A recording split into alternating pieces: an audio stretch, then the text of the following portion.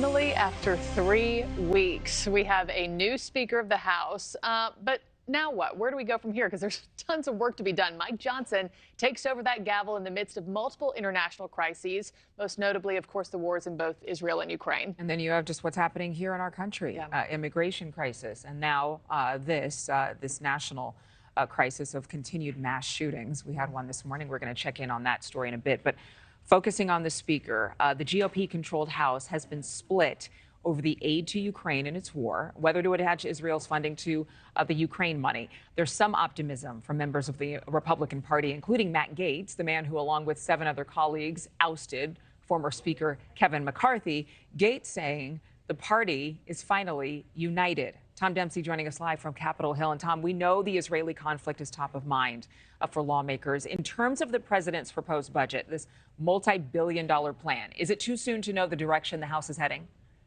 Yeah, well, I'm sure we can expect lots of debate over, the funding for the Ukrainian war effort, but also how much money to put towards the Israeli war effort, and if those two issues should be paired together in this massive $106 billion plan from President Joe Biden. Now, the House has already sort of gotten back to work after 3 weeks without an elected House Speaker. In fact, just yesterday, the House passed a resolution condemning Hamas for that invasion of Israel. That was shortly after the swearing in of House Speaker Mike Johnson. But again, we can expect all sorts of things as they get back to work. As the war rages on at this minute in Gaza, how to get new weapons to Israeli forces, as well as air and missile defense support, will be debated. President Joe Biden's plan totals over $100 billion, most of which will go toward the Ukrainian war effort. Israel will only get about a quarter of the amount going to Ukraine. Some Republicans, like I said, want to see all funding for Ukraine cut off. And as lawmakers get back to work, expect to hear calls to split up this funding package. Well, obviously, all the Democrats, they want to spend all that money. They don't care. And then you've got a few Republicans that are just all about Ukraine no matter what. And then Israel gets the crumbs. And I think Israel ought to be on the top shelf, and the others ought to come in second and third. How about we separate them, and hopefully we can get votes on each one if you support it to move forward.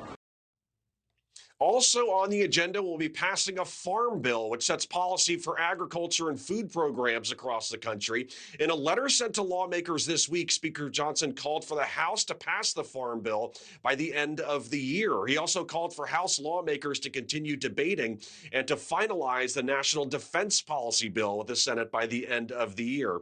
Despite this busy schedule, the House schedule says no votes will take place on the floor until early November, but we can expect all sorts of discussion on all the issues that we mentioned, guys. All right, Tom, very much. Thank you. Thank you for watching. Go to newsnationnow.com to find NewsNation on your television provider. And don't forget to click the red subscribe button below to get more of NewsNation's fact-driven, unbiased coverage.